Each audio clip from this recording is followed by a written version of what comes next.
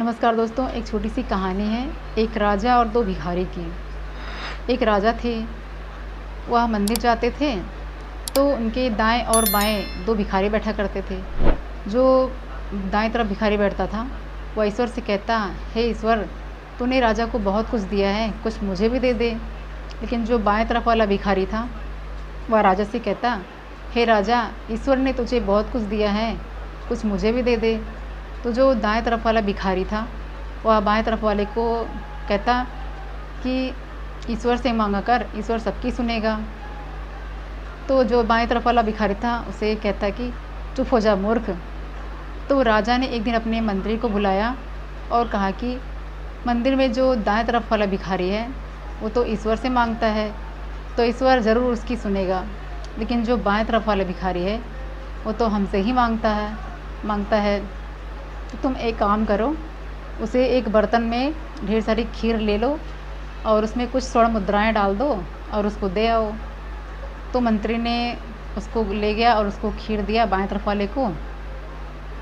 तो जो बाएं तरफ वाला भिखारी था बहुत खुश हो गया और कहा, देखा, दाएं तरफ वाले भिखारी से उसने कहा, देखा, मैंने राजा से मांगा था, राजा ने मुझे देखो इतना सारा खीर दिया है खाने को।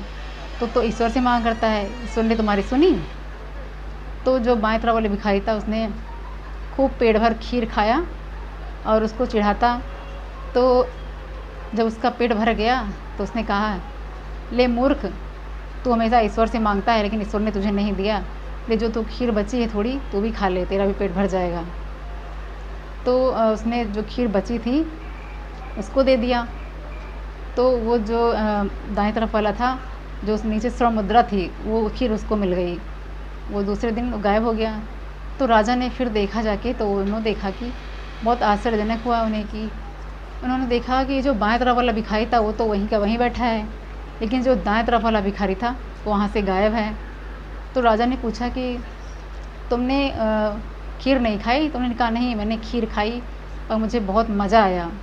तो जो थोड़ी खीर बची थी मैंने उससे कहा, ले मूर्ख, तू भी खा ले।